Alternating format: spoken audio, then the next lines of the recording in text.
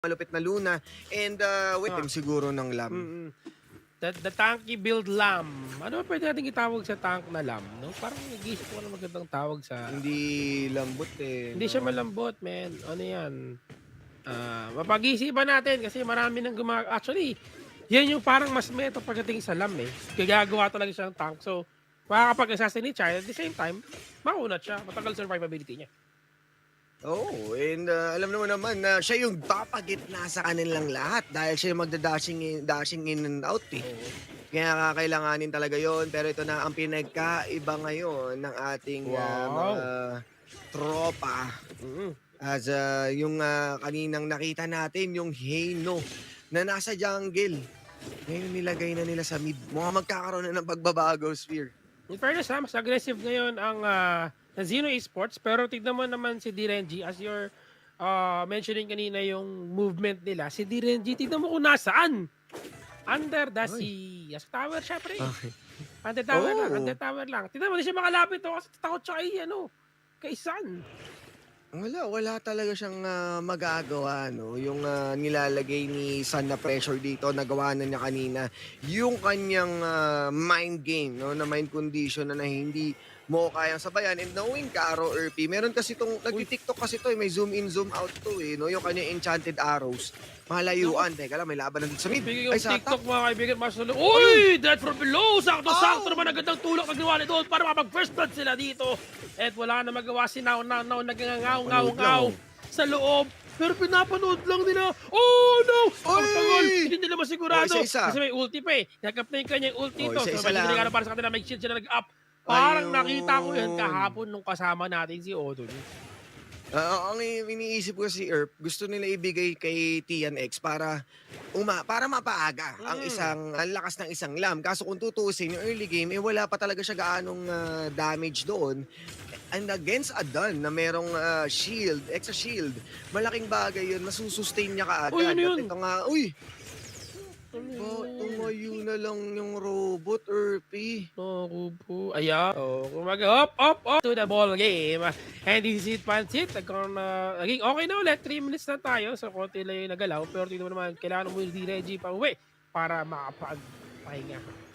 Ayaw! Ay, pauuwiin nga ba siya? Kasi pinipitik siya dito, ah. Grabe naman, kahaba naman ng AOE naman yung Dolya na yan. Hindi lang si Dolya, pati yung Garo or Pay. Masun na ako, Garo. So, mason ako, Garo. Naku, eto na. Tulong-tulungan ng mga kaibigan. 3-man moving towards the bot side. At mukhang binabatayan nila ngayon na pag-up ng ating Tyrant that they could potentially go forward to get this objective. Pero di nila alam, pinagabang. Naku. Nobody's gonna know. Tinulak pa loob. Siya pa igamit ng dead below. Pero sa habang disengage lang. Easy peasy. That's just how you use a Hano. Diba? Tamang mamba out lang talaga agad. Yes, exactly. No, Fate Rewind instantly.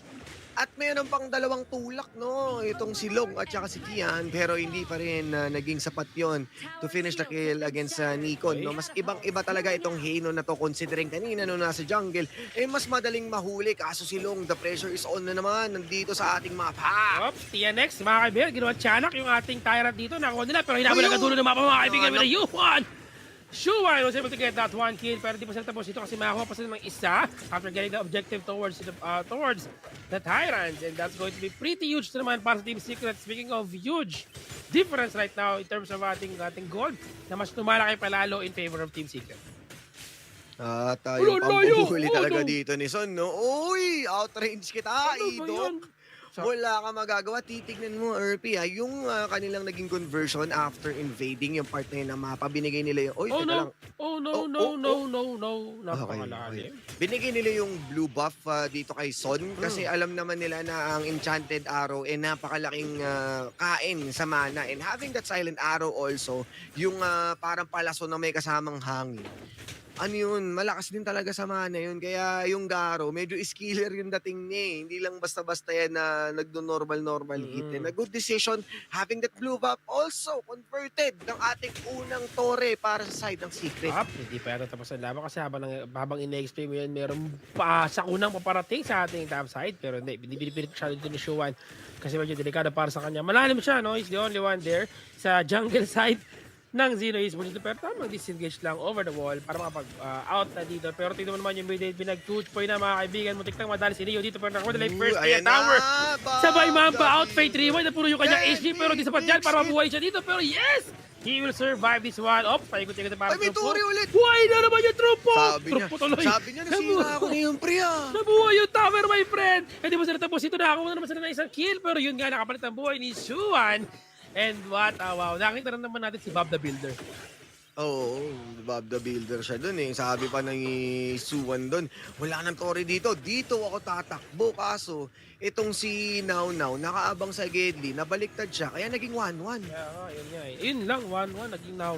Oo. Ay, baliktad pala. Isa eh. Kill na sana yun eh. Eh wala eh. Next time magiging 2-2 na yan. Hindi na siya 1-1. Oo. Naka na si Out. Oh, oh. Para 2-2. Oh, ayan. And another second objective na naman na agaw dito mga kaibigan ng Team Secret.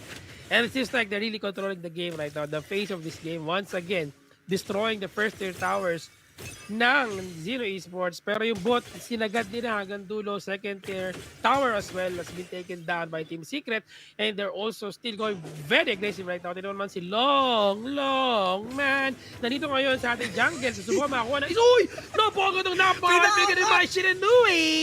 At namit niya kay Urabuto Satsujan skills ultimate mga kaibigan sa ating top side. Pero meron nagkakas dyan. pero bang next target dito, tignan na naman ginamit ang kanyang Fate Rewind. Pero Uy, mali yun na siya na pinalikan! dun. Ayun ang sinasabi natin na pag bumalik ka sa maling tao! At nadali na ng mga kaibigan. Killing spree na. And the second, their tower will Nako, surely fall Erpy. down into the hands of Team Secret. Oh, Lesson learned the hard way. Huwag kayong babalik sa nanakit sa inyo. ayan. Yan, kamali siya, bumalik siya within range. At ngayon, kahit yung Luna natin, no, wala rin magawa na naman dito si Neo. Naku, wala eh. Ano yan, so sick. Si Neo ngayon. Oo, wala siyang magawa. So sick of love So songs sick na of lang daw love talaga songs siya. talaga. Nakuha na So naman ang third tired tier of tower. this. At second, ang third tier tower, din naman dito sa mid, ay nakuha din ang mga kaibigan. Sobrang smooth lang ang ginagawa ngayon ng Team Secret. Grabe.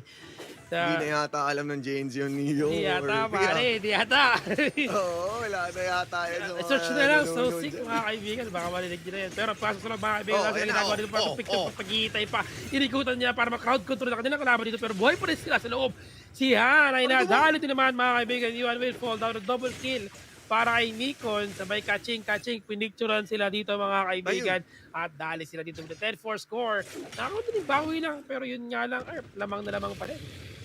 Oo, wala na eh. Kumbaga, pwede na silang magkaroon ng mga unnecessary casualties dito kasi lamang na sila eh. And malayo-layo ang aabutin. Yes, 10-4 lang to, copy Eagle 1. Pero kung titingnan mo, 31K against sa 22K, eh mahirap talaga yun. Kumbaga, hindi mo basta-basta mapupulot yan. Mga 3 team fight pa siguro bago mo mabawi yan. Eh, or even a Tyrant. At Overlord, and mind you, Sphere, 8 minutes ulit. Panayin pa lang, pero bukas na yung ating kabahayan. Oo, kumbaga literal na bukas na libro. Dito mga kaibigan, ang Zeno Esports. Pero nakakuha ng mapayapa ang Tyrant dito sa kamay ngayon ng Team Secret and they have to keep this up or ready to keep sure to secure the game. Pero yun na nga lang, ayun na naman, din naman sila namang wave. Oh, tingnan mo naman kung ano wala yung to this start. Papachi-pachi lang, wala pa kayo sa nararamdaman na ibang tao mga kaibigan.